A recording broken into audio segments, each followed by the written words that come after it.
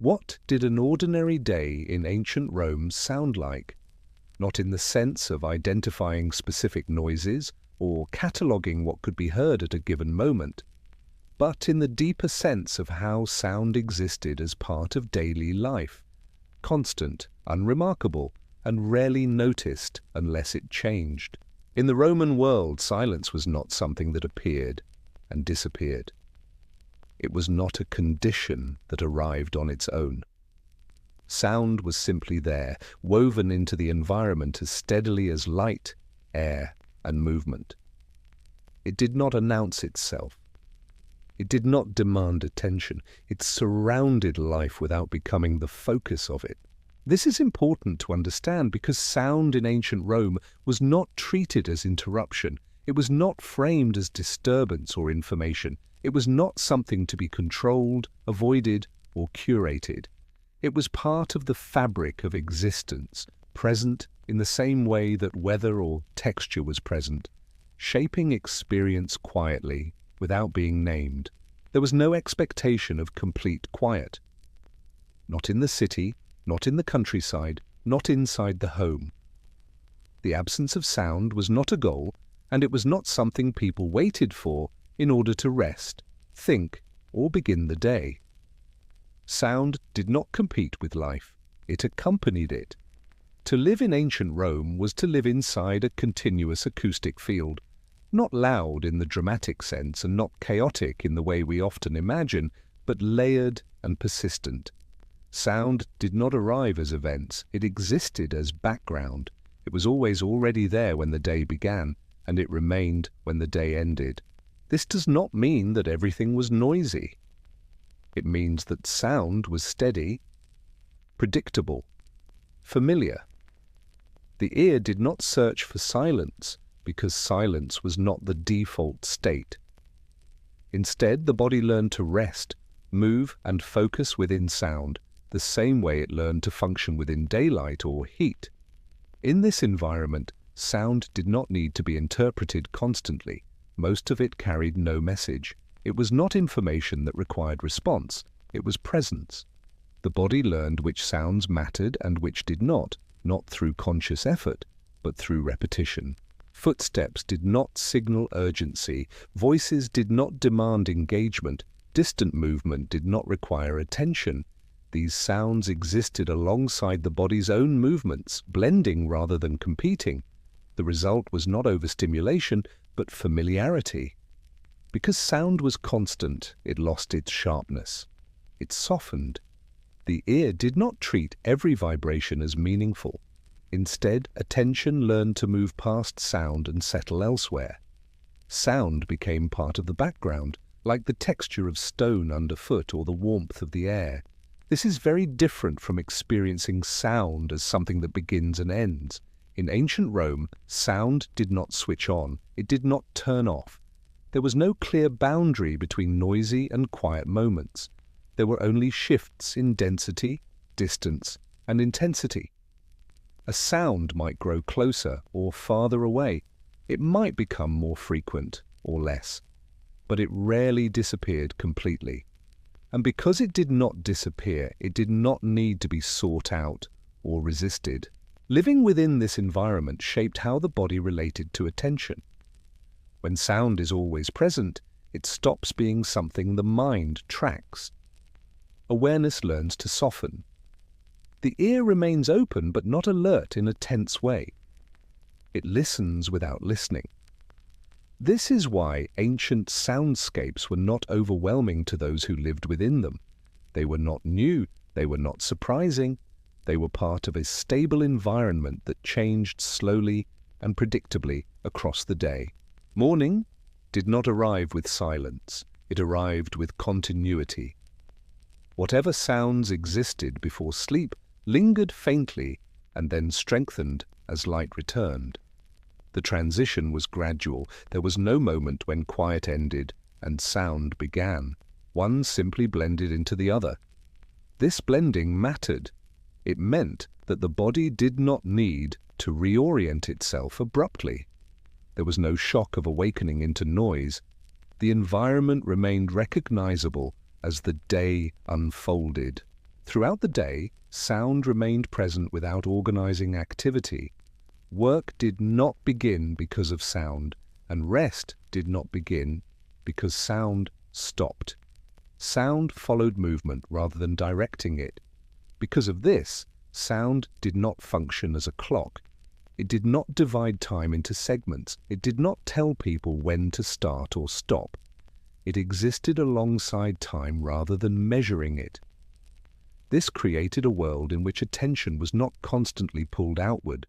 The ear learned to recognize what could be ignored. Most sound fell into this category.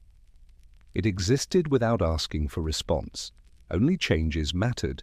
Sudden shifts, unfamiliar patterns, silence where sound was expected, or sound where stillness usually settled. These moments stood out precisely because the background was so stable. But even these moments were experienced within a broader continuity. They did not redefine the environment. They passed, and the familiar soundscape returned. Inside this steady acoustic world, people learned to inhabit sound the way they inhabited space. They moved through it. They rested within it. They did not attempt to eliminate it. Sound did not compete with thought. It did not prevent rest. It did not block focus. Instead, it faded into the periphery, allowing attention to settle wherever it was needed. This is why understanding Roman sound does not begin with identifying specific noises.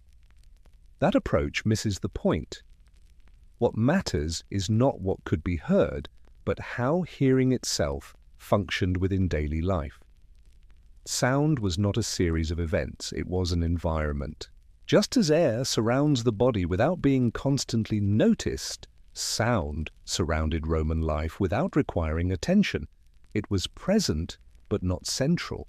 It shaped experience without becoming the subject of it. Because sound was always there, silence was not something people waited for in order to rest. Rest occurred within sound. Sleep arrived within sound. Thought unfolded within sound. The body did not need acoustic emptiness to relax. It needed familiarity, predictability, a background that remained consistent enough to be trusted. This trust allowed attention to soften rather than sharpen. The ear did not scan constantly for threats or signals. It learned which sounds belonged and which did not. Most belonged. Over time, this created a calm relationship with sound itself. It was neither embraced nor resisted, it simply existed. And so when we begin to explore sound in ancient Rome, we do not begin by asking what was loud or what was quiet. We do not begin by measuring volume or identifying sources. To understand sound in ancient Rome, we don't begin with volume or silence. We begin with the simple fact that sound was always present. Because sound was always present, morning in ancient Rome did not arrive as a break. It did not announce itself by replacing silence with noise. Instead, it continued a pattern that had never fully stopped. What changed was not the existence of sound, but its texture, its proximity, and its density. The city did not wake up, it carried on. Before light fully returned, sound already existed at a low level. The night had not erased it, it had only thinned it. A distant movement, an occasional animal shifting, a muted human presence that never completely disappeared. Morning did not introduce sound into an empty space. It slowly gathered what was already there. There was no single moment when the day began acoustically. No sharp signal, no command. Sound did not tell people to wake. Bodies woke because light shifted, because rest had completed its cycle, because habit and environment aligned. Sound followed this process rather than initiating it. As the sky lightened, sounds did not arrive all at once. They accumulated, one layer at a time. A door opening somewhere nearby, not slammed, but eased open. Footsteps on stone, uneven and unhurried. The low presence of animals, not as interruption, but as continuity. These sounds did not demand attention, they simply confirmed that life was moving again. Animals were often among the first audible presences of the morning, but even this was not abrupt. They did not begin suddenly. They adjusted, shifting weight, moving through familiar paths. Their sounds were not alarms. They were part of a routine that had repeated countless times before. Human movement followed a similar pattern. A person stepping outside. Someone crossing a courtyard. Another voice, distant enough to be heard but not understood.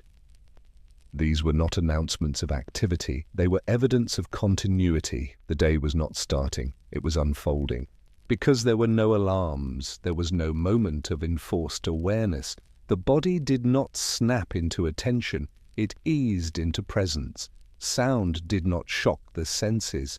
It guided them gently back into engagement with the environment. This gradual return mattered. When sound builds slowly, the nervous system does not react defensively. There is no need to orient quickly. The body recognizes what it hears. Nothing is new.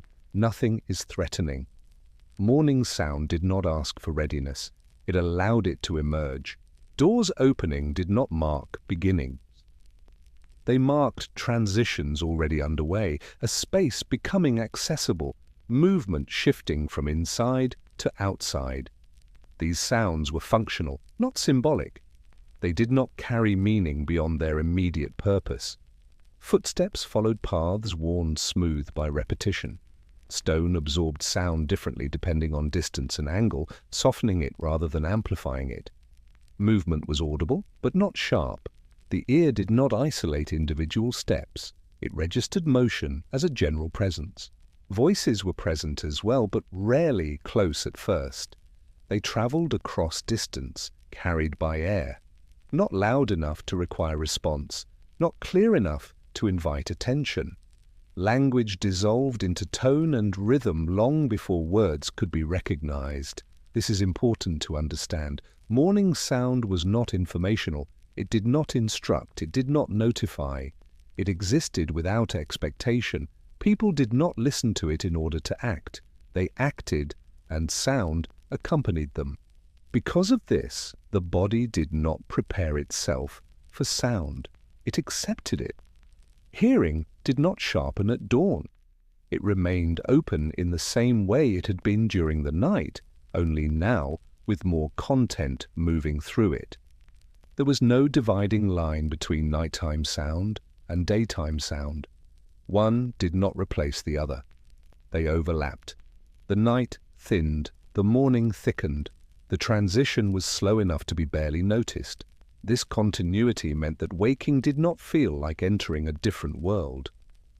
The environment remained familiar. Only its density changed. The body did not need to reorient itself acoustically. It recognized the same background, slightly altered. As light increased, more movement followed, and with it more sound. But even then, nothing arrived suddenly. Shops did not burst open. Streets did not flood with noise. Activity accumulated through small actions rather than large shifts. Someone moving goods. Someone speaking briefly. A tool being lifted and set down. These sounds were not designed to be heard. They were byproducts of motion. The ear encountered them passively, without sorting or analysis. Because sound did not signal urgency, it did not demand interpretation. Most of what was heard did not require response. The body learned to let it pass through awareness without interrupting thought or movement. This allowed morning to remain calm even as activity increased. The environment did not feel chaotic. It felt layered, predictable. The same sounds appeared in roughly the same ways day after day, adjusting only slightly with season or circumstance. The absence of an alarm meant the absence of a sharp boundary between rest and activity. Sleep faded gradually. Wakefulness grew naturally. Sound supported this process by remaining consistent rather than disruptive. When a person rose, they did not rise into noise, they rose into familiarity. The sounds they encountered had already been present. They did not need to assess them. They belonged. This belonging is essential. When sound belongs to an environment, it stops being perceived as intrusion. It becomes context. The ear does not push against it. It rests within it. Mourning in ancient Rome was shaped by this relationship. The body did not fight sound. It moved alongside it. Awareness widened rather than focused. Attention remained soft. Even when movement increased, sound did not overwhelm. It scaled with activity. As more people moved, more sound existed, but it remained distributed. There was no single source that dominated. This distribution prevented overload. No sound claimed the center of attention. Everything existed at once, but nothing demanded priority. The city did not clear its throat in the morning. It did not announce itself. It continued breathing. And this breathing was audible, but only if one chose to notice. Most of the time it remained peripheral. Sound did not define the morning. It accompanied it. Because of this, morning could begin without tension. There was no need to prepare for sound. It was already there, doing what it always did. As the day progressed further, sound continued to thicken, but always within the same framework. The ear did not have to adjust suddenly. It simply remained open.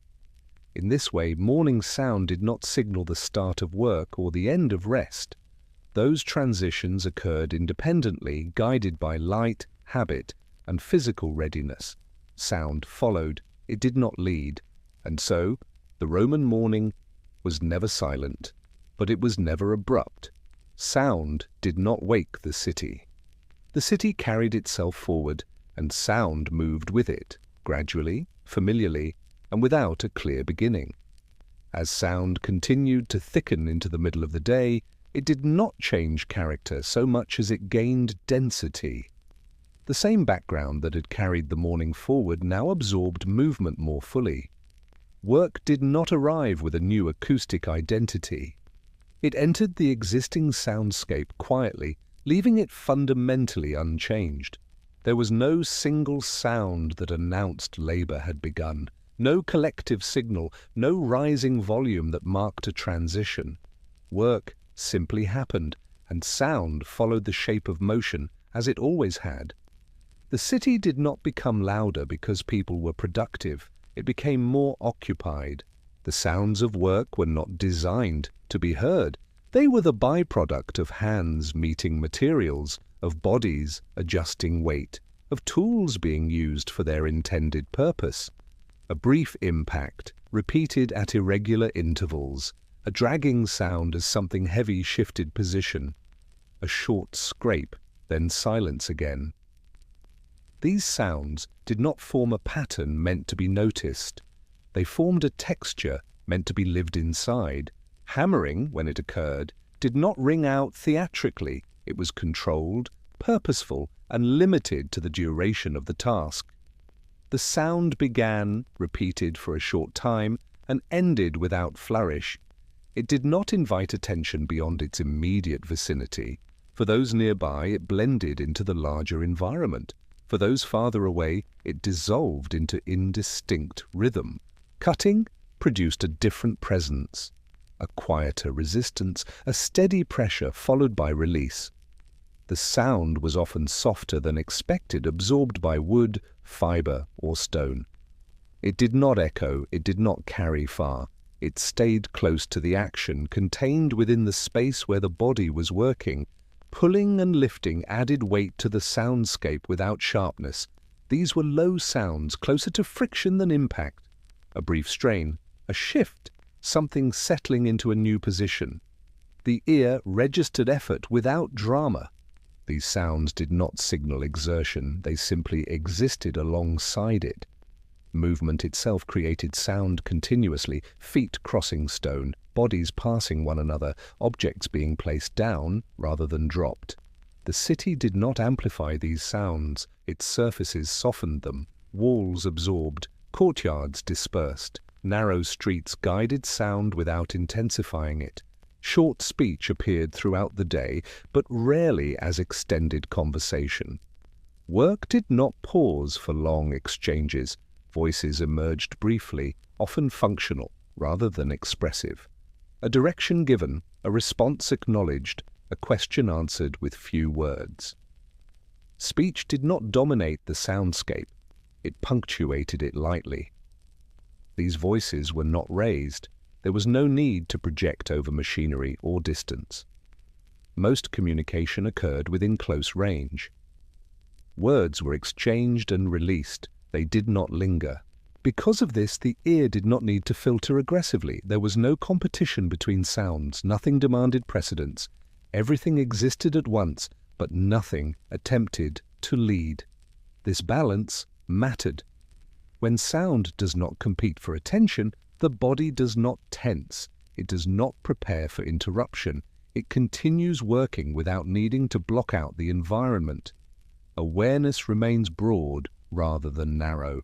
The absence of dominance in the soundscape meant that productivity was not acoustically emphasized. Work did not become louder when it intensified. It did not grow quieter when it slowed. Sound did not measure output, it reflected presence. This is a subtle but important distinction. In a world where sound is used to signal activity, silence can feel like absence. In ancient Rome, silence was never complete, and sound did not indicate success or failure.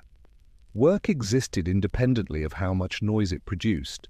Because of this, effort did not need to announce itself. A task could be demanding without being loud. It could be repetitive without being monotonous. The ear did not judge productivity. It simply accompanied it. The repetition of work sounds did not accumulate into irritation. Because they were familiar and expected, they passed through awareness without resistance. The body recognized them as belonging. There was no need to react. This familiarity shaped endurance. When sound is predictable, it stops requiring attention. The mind does not track each occurrence. It allows repetition to fade into the background. Over time, this created a working environment that felt stable rather than stimulating. The senses were engaged but not overwhelmed. The body could remain present without being constantly redirected. Even when multiple forms of work occurred nearby, the soundscape did not fracture. Activities overlapped gently. One task ended as another began. Nothing arrived abruptly. Nothing lingered longer than necessary. Because tools were simple and manually operated, their sounds were limited by human strength and rhythm. There were no continuous mechanical noises. Sound arrived in pulses, not streams. Between actions, there was space. This space mattered as much as the sound itself. It allowed the ear to rest without needing silence. The background never collapsed into emptiness, but it thinned enough to remain breathable. As people moved through workspaces, sound shifted with them. A person leaving carried their sounds away. Another entering brought new ones in. The environment adjusted continuously without disruption. No single worker defined the sound of a space. The sound belonged to the space itself. Individuals passed through it, contributing briefly, then receding. This made work feel collective without being synchronized. Everyone moved according to their own rhythm, but within a shared acoustic environment that allowed variation without conflict. Because of this, there was no pressure to match tempo. One task could proceed slowly while another moved quickly. Sound did not enforce alignment. It tolerated difference. The ear learned this tolerance early. It did not interpret irregularity as disorder. It understood that variation was normal. This understanding reduced stress. In such an environment, attention did not need to be guarded. The body could focus on the task at hand without being startled by surrounding activity. The soundscape did not demand vigilance. Even sudden sounds, when they occurred, were contextual.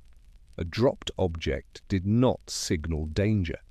It was recognized immediately as accidental. The ear did not escalate. This ability to recognize context mattered. Sound did not need to be decoded constantly. Meaning was embedded in familiarity rather than volume. Because sound was not treated as information, it did not require interpretation. It did not instruct. It did not alert. It accompanied. This accompaniment allowed work to proceed without friction. The body moved, hands repeated motions. The environment supported continuity rather than interruption. Over the course of the day, these sounds accumulated without becoming heavy. They did not stack into noise, they layered into atmosphere. This atmosphere carried effort without highlighting it. Productivity did not need to be proven acoustically. It existed whether or not it was heard. As the afternoon approached, the soundscape remained stable. Work sounds did not peak. They shifted subtly as movement changed, but the overall character remained the same. There was no crescendo, no acoustic climax. The day did not announce its progress through volume. It moved quietly forward. In this way, sound remained faithful to its role. It did not measure time. It did not mark achievement. It did not signal urgency. Sound did not signal productivity. It simply accompanied it. And because it accompanied rather than led, work could exist without tension. The ear did not push the body forward. It walked beside it, steady and familiar, allowing effort to unfold at its own pace. As the sounds of ordinary work settled into familiarity, voices continued to move through the city in a restrained and functional way. Speech was present, but it rarely expanded. Words did not gather momentum. They appeared briefly, did their work, and disappeared again into the wider soundscape. Most voices were not engaged in conversation as we tend to imagine it. They did not linger in extended exchanges or narrative explanations. Speech was economical. It existed to orient bodies in space, to coordinate movement, to confirm understanding, and then to recede. The city did not echo with dialogue. It carried signals. A voice might call out briefly to mark position rather than emotion. A name spoken across a distance did not express intimacy or urgency. It served as a locator. Someone was here. Someone was approaching. Someone was needed nearby. Once orientation was achieved, silence returned without discomfort. These calls were rarely expressive. They did not rise or fall dramatically. Tone remained neutral, shaped by habit rather than feeling. The purpose was clarity, not connection. The voice pointed rather than reached. Short phrases replaced explanation. A few words conveyed enough information to continue. The speaker did not elaborate. The listener did not request more. Understanding was assumed to be shared. Most actions did not require verbal framing. This economy of speech reduced acoustic clutter. The soundscape did not thicken unnecessarily. Voices added structure without overwhelming other sounds. They fit into the existing rhythm rather than interrupting it. Because speech was brief, it did not demand full attention.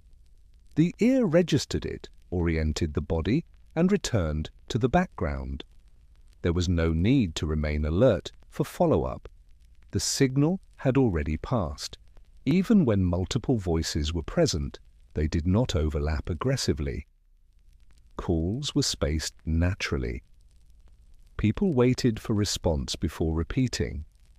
The environment did not encourage constant vocal assertion. This restraint shaped how voices traveled. Shouting was used sparingly and purposefully. A raised voice did not express conflict or intensity. It compensated for distance. It functioned like a directional marker rather than an emotional outburst. A shout across a street did not demand reaction beyond acknowledgement. It did not escalate tension. It did not invite response from others nearby. It was addressed to a specific body in a specific location. Once that body responded, the voice dropped back into silence. The exchange was complete. Because shouting was functional rather than expressive, it did not destabilize the soundscape. It did not ripple outward. The ear learned to recognize it immediately and then release it. This recognition mattered.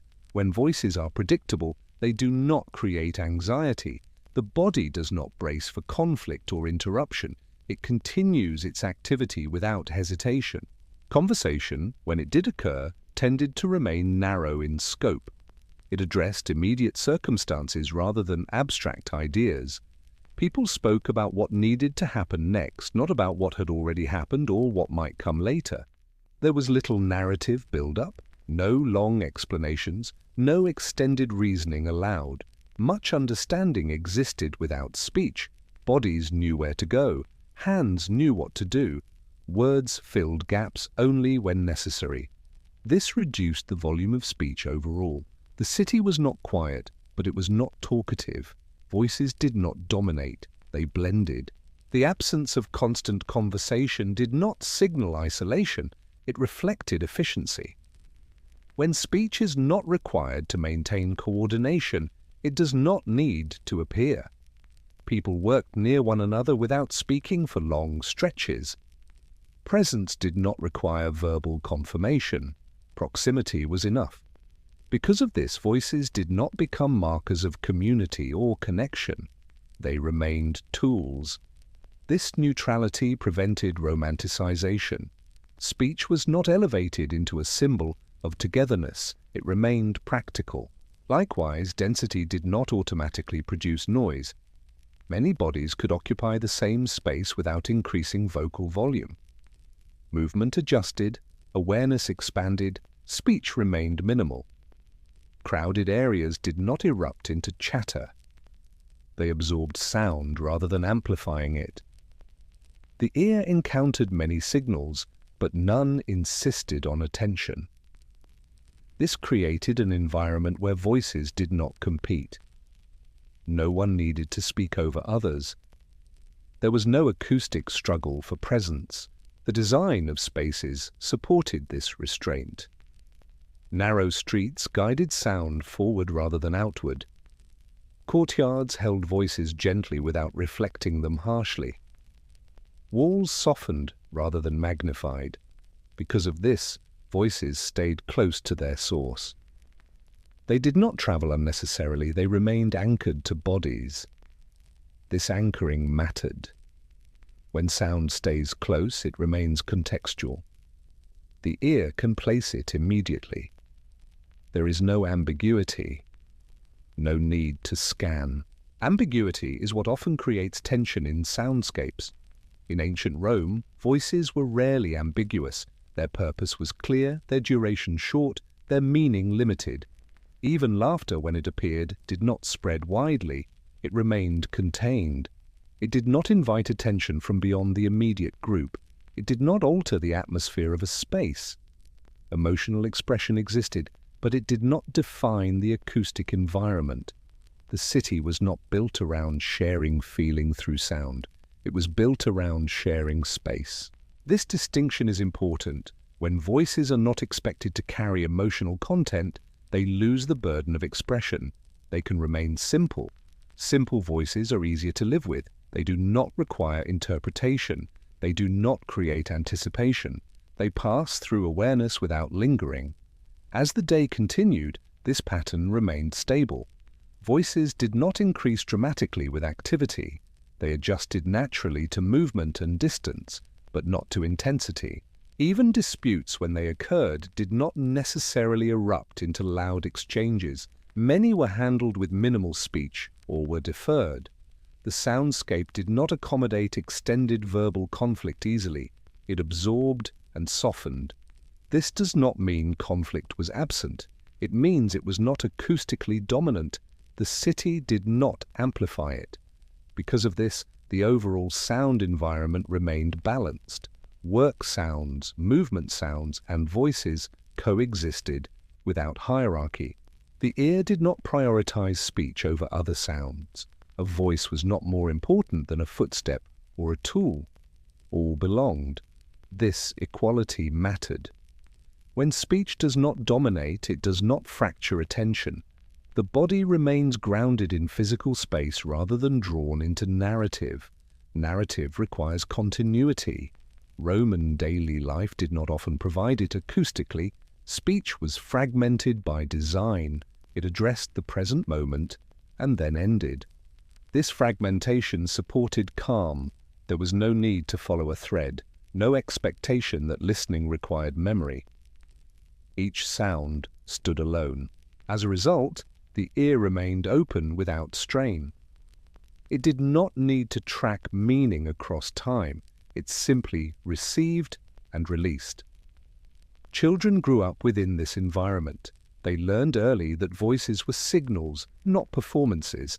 They responded quickly and then returned to their activity. Adults carried this habit forward. Speech did not become a default mode of interaction. It remained optional. Because of this, silence between voices did not feel empty. It felt complete. The background remained intact. Even as evening approached, voices did not swell into extended conversation automatically. Some speech softened further, others ceased entirely. The transition was gradual. There was no point at which the city became talkative. It remained restrained, and this restraint allowed sound to function as environment rather than event. Voices were part of the air, not the focus of it, and so within the Roman soundscape, voices existed without dominating. They oriented bodies without expressing emotion. They coordinated movement without creating narrative. They belonged to the environment without reshaping it. Speech did not define the day. It supported it briefly and then stepped aside, allowing the broader rhythm of sound to continue uninterrupted. When voices stepped aside, the house itself became audible. Not suddenly and not clearly, but gradually as the ear shifted inward. The transition from street to interior did not bring silence. It brought a different kind of sound, closer, softer, and less directional. The Roman house did not seal sound away, it filtered it. Exterior noise thinned as walls intervened, but it never disappeared entirely. What replaced it was not emptiness, but a quieter layer of presence shaped by bodies moving within enclosed space. Footsteps were among the most constant interior sounds, not sharp and not rhythmic in a measured way, but irregular and familiar. Sandaled feet moved across stone floors, their contact softened by dust, wear, and habit. The sound carried just far enough to be recognized, not far enough to demand attention.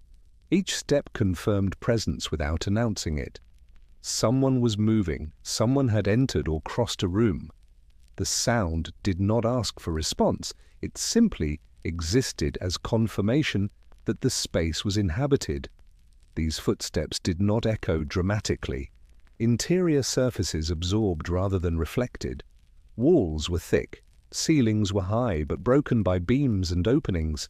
Sound dispersed rather than rebounded. The house reduced sharpness. Objects added their own quiet contributions. A clay vessel placed down gently. A wooden stool shifted slightly. Fabric brushed against stone. These sounds were brief and contained. They did not layer into noise. They appeared and vanished without consequence. Because furniture was minimal and often movable, object sounds were common but understated. Nothing was heavy enough to crash. Nothing was light enough to rattle continuously. Objects were handled frequently, but without emphasis. The sound of placing something down did not signal completion or intention. It simply marked transition. An action had ended. Another might begin. The house registered this through sound without assigning meaning. Breathing was also present, though rarely noticed consciously. In shared spaces, respiration blended into the background. The ear did not separate one breath from another. It registered only the continuity of life within the walls. This collective breathing contributed to a sense of steadiness. The house was not empty. It was occupied, even when still. Sound did not need movement to exist. It lived quietly in the air. Movement within the house was slow and unforced. There was no reason to hurry. As bodies adjusted to indoor light and temperature, motion softened. Sound followed suit. Footsteps slowed. Objects were handled with less urgency. This change did not require instruction. The environment guided it. The house, by its structure, discouraged sudden movement. Narrow passages, uneven floors, and shared space all encouraged awareness. Because of this, sound inside the house rarely surprised. It did not startle. It did not demand reaction. The ear remained relaxed. Relative silence appeared in intervals, but never as total absence. Even when no one moved, sound persisted lightly. Air shifted through openings. Distant activity reached the interior faintly. The house breathed with the city rather than isolating itself from it. This permeability mattered. Total silence can feel unnatural when it is unfamiliar. The Roman house did not offer it. It offered continuity instead. Sounds from outside arrived muted. A voice from the street lost clarity as it passed through walls. A distant call became tone rather than message. The ear recognized presence without needing to interpret content. This loss of detail reduced cognitive load. The mind did not follow conversations. It did not imagine events. Sound arrived stripped of information, leaving only reassurance. Inside the house, this created a stable acoustic field. Nothing dominated, nothing competed. The ear rested within a narrow range of familiar sound. Even during moments of activity, interior sound remained restrained. Cooking produced gentle noises. Low crackle, quiet stirring, the soft movement of vessels. These sounds blended with footsteps and breathing rather than standing apart. There was no mechanical repetition, no ticking, humming, or continuous vibration. Sound arose from bodies and materials only. When movement paused, sound reduced naturally. This absence of constant mechanical sound made quiet moments feel complete rather than empty. The ear did not wait for something to resume. It accepted stillness as sufficient. Children moving within the house added light, irregular sounds. A quick step, a small object, dropped and retrieved. These sounds were brief and easily absorbed. They did not disrupt the overall tone. Adults responded minimally. There was no need to correct or comment acoustically. The environment already accommodated variation. At night, interior sound changed further. Movement slowed, breathing became more noticeable only because other sounds receded.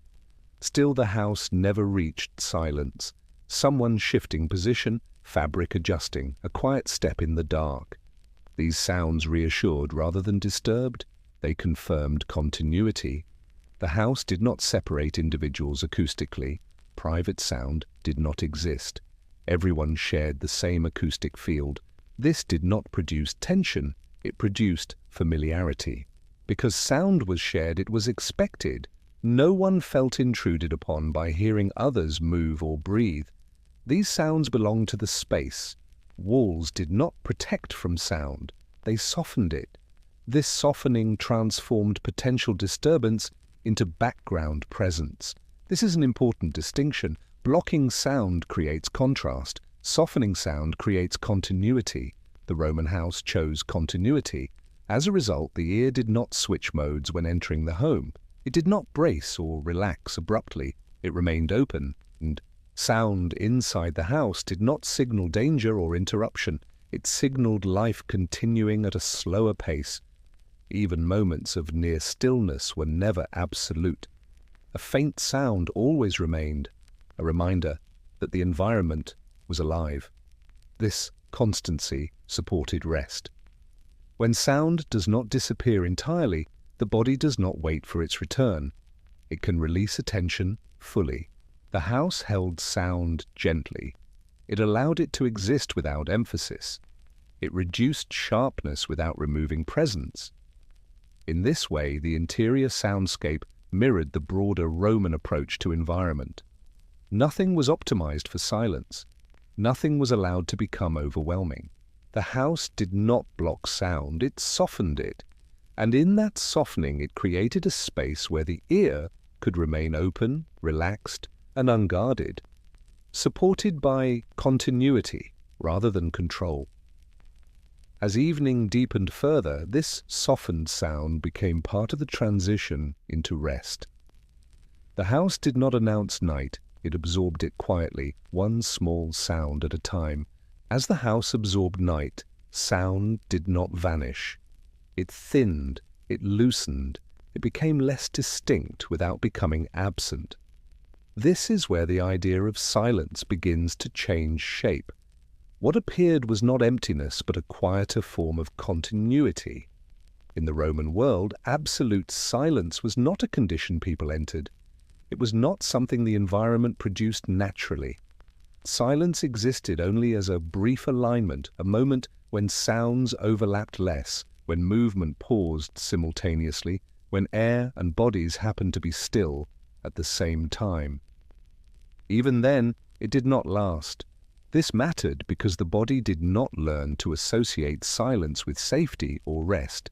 Instead, it learned to rest within sound. Quiet did not require removal of noise, it required stability. Sound faded in layers rather than stopping. Exterior sounds receded first. Street movement slowed. Distant voices lost clarity. What remained was interior presence. Small, familiar, and continuous. A footstep no longer crossed the room, but someone shifted slightly where they were. Breath became audible not because it was loud, but because nothing else competed with it. Fabric moved gently. A surface responded to weight. These sounds were not events, they were conditions. The ear did not search for silence. It did not wait for a moment when everything stopped. That moment never arrived, and it was not expected to. Instead, the ear relaxed into the pattern it already knew. This is an important distinction. When silence is expected, the mind remains alert, scanning for its arrival. When silence is absent by default, the mind releases that expectation entirely. In the Roman house, sound did not interrupt rest, it accompanied it. Because sound had never fully withdrawn during the day, its continued presence at night did not signal disruption. It signaled continuity. Night was not defined by absence of sound, but by reduction of activity. The environment became simpler acoustically, not empty. Fewer sounds overlapped. Fewer sources competed. But something always remained. Even when people slept, sound persisted lightly. Someone breathed, someone turned, someone stirred briefly and settled again. These sounds were not interpreted. They were not registered as meaningful. They simply confirmed that life continued quietly. This continuity prevented sudden acoustic contrasts. There was no sharp drop from noise to silence. Without contrast, the nervous system did not jolt. It did not shift abruptly. It softened gradually. Silence, when it appeared momentarily, felt transitional rather than complete. It occurred between sounds, not instead of them. A pause between movements, a gap between breaths, a brief stillness before the next small adjustment. These moments were not noticed consciously. They did not stand out. They passed without being marked. Silence did not announce itself as a state. Because silence was not emphasized, it did not become charged. It did not carry meaning. It was simply one possible condition among many, brief and unremarkable. This is why night in the Roman world could deepen without becoming tense.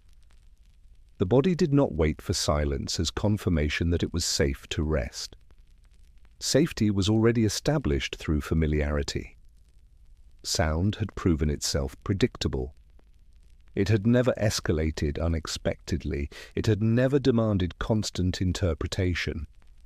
Over time, the ear learned to trust it. This trust reduced vigilance. The body did not remain half alert, waiting for disturbance. It released attention even as sound continued, Total silence can create unease when it is unfamiliar. It removes reference points.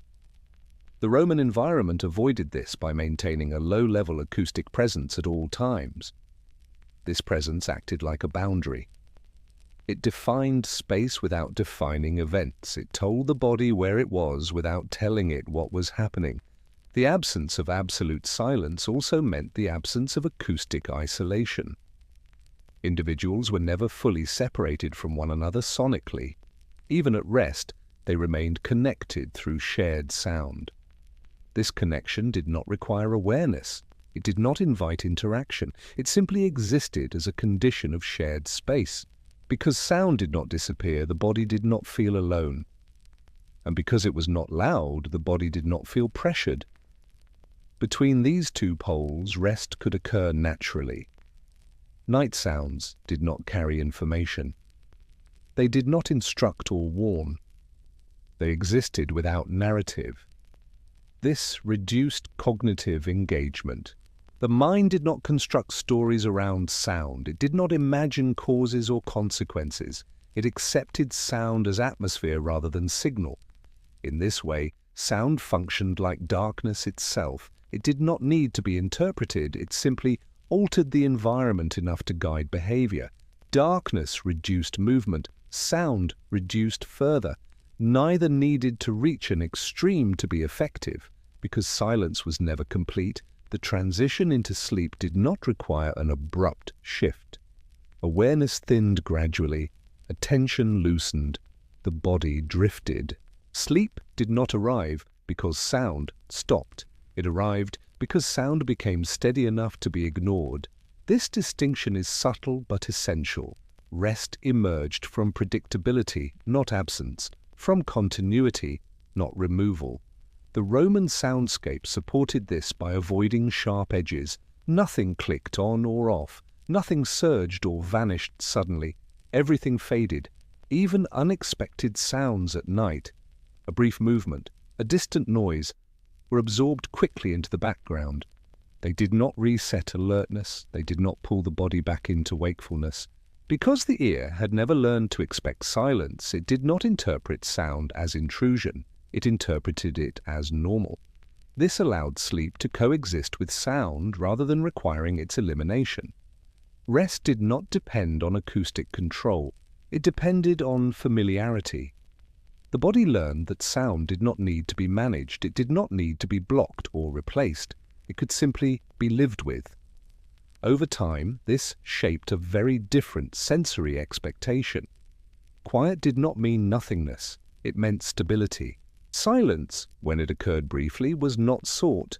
It was not preserved. It passed unnoticed, replaced naturally by the next soft sound. This prevented fixation. The mind did not cling to silence or resist sound. It allowed both to come and go. As a result, night unfolded without tension. There was no moment when the environment had to change completely to permit rest. The house, the bodies within it, and the surrounding city all moved into a quieter mode together. Sound thinned, but it never broke. This continuity supported deep rest. The nervous system did not need to reset itself. It remained within the same acoustic world, simply slowed. And so in the Roman experience, silence was not a destination. It was a brief alignment within ongoing presence. A moment between sounds, not an end to them. The absence of total silence was not a lack. It was a condition that allowed the body to remain oriented without effort. Sound remained, quietly affirming that nothing had changed suddenly, that the world continued to hold its shape. As night settled fully, this low, steady soundscape became almost imperceptible, not because it vanished, but because it no longer required attention. And within that condition, not silent but stable, rest could deepen without resistance, carried not by absence but by continuity. Within that stable acoustic world, rest did not require a new condition. Nothing needed to change. The body did not wait for silence to begin resting. It was already resting inside sound. This is the quiet principle underlying Roman sleep and restoration. The body does not need the absence of sensory input in order to recover. What it needs is predictability, an environment that behaves the same way long enough for attention to loosen. Sound, when it remains consistent, becomes structurally invisible. The ear does not shut down, it simply stops evaluating. This allows the nervous system to shift without effort, moving gradually toward rest rather than being pushed into it. In the Roman night, the body was never cut off from its environment. It remained embedded within it. Sound continued at a low level, and because it continued, the body did not need to stay alert for its return. There was no silence to break. This mattered deeply. When silence is treated as a requirement for rest, the body becomes dependent on a fragile condition. Any interruption becomes a threat. Any sound becomes a disruption.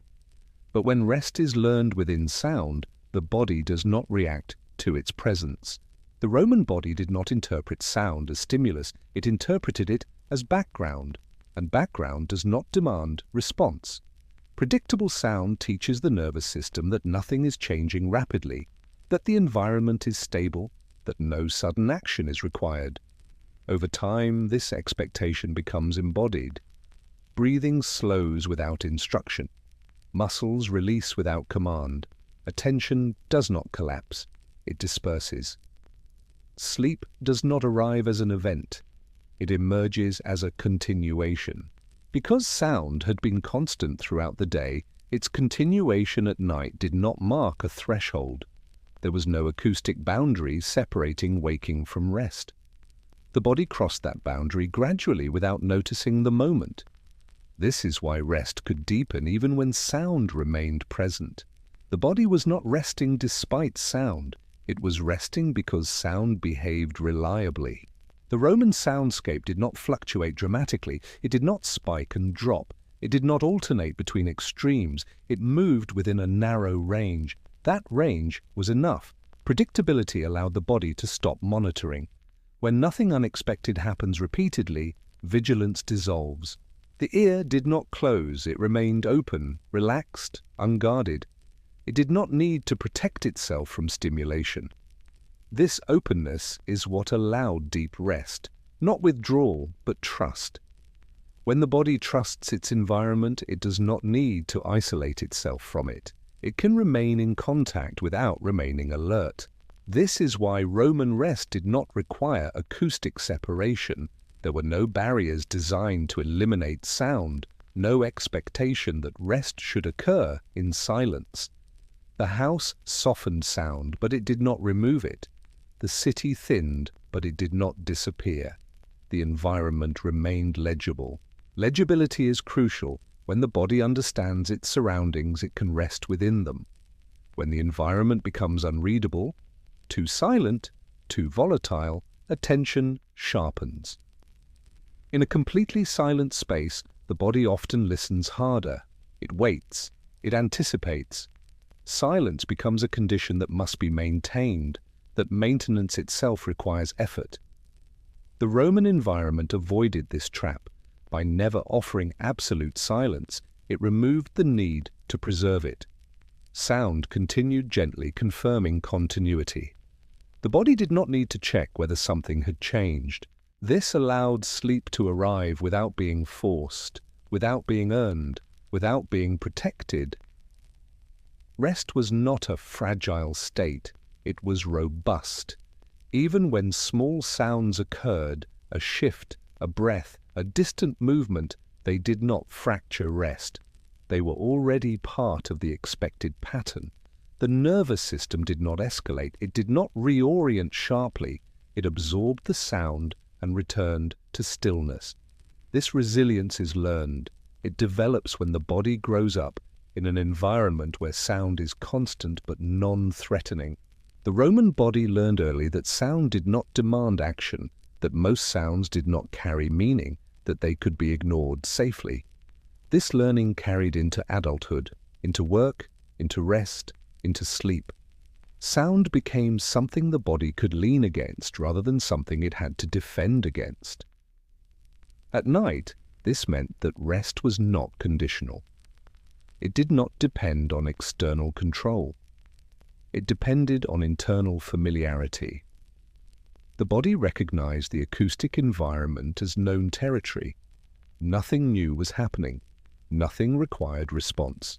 This recognition allowed consciousness to thin gradually. Attention did not collapse suddenly. It softened. Thoughts did not stop. They slowed. Then they drifted. Then they dissolved without being pushed away. Sleep arrived not as a shutdown, but as a continuation of the same pattern. Quieter, slower, but structurally unchanged. This is why Roman rest was deeply compatible with sound. Sound was not something to escape from, it was something to settle into. Predictability replaced silence as the condition for rest. The body did not seek emptiness, it sought steadiness. And steadiness was provided by an environment that behaved the same way, hour after hour, day after day. Even when conditions varied slightly, they did so within known limits. The range of sound was familiar, nothing exceeded expectation. Because of this, the body did not brace itself, it did not prepare for interruption, it did not hold tension in reserve. Rest did not require effort. It emerged naturally once the environment confirmed its stability. This is the quiet difference that shaped Roman sleep. Not absence, but continuity. Not control, but trust. The body did not need sound to stop in order to rest. It needed sound to remain itself. And so, within a world that never fully quieted, the body learned to rest deeply. Not by withdrawing from sound, but by allowing it to remain unchanged long enough to be forgotten. In that forgetting, attention loosened.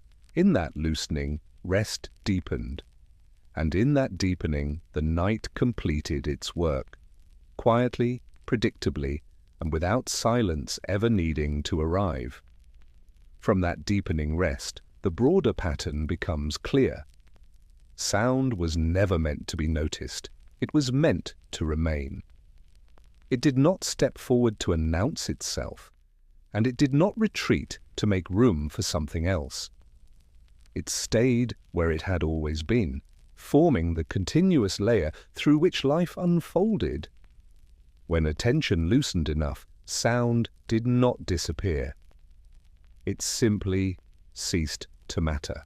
This is how sound functioned across an ordinary Roman life, not as signal, not as interruption, not as content to be processed. It existed as atmosphere, as presence, as the acoustic equivalent of light, filling a space without being addressed directly. One did not listen to sound, one lived within it.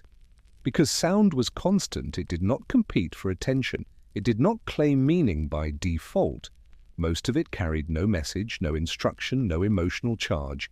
It was the byproduct of bodies existing in proximity, of materials responding to movement, of animals and people sharing the same spaces. Sound did not tell a story. It held the setting in which stories could occur. This background quality shaped how Romans experienced time itself. When sound does not punctuate the day with sharp transitions, the day does not fracture into segments. Hours do not feel separate from one another. Morning flows into afternoon. Afternoon softens into evening. Night emerges without being announced.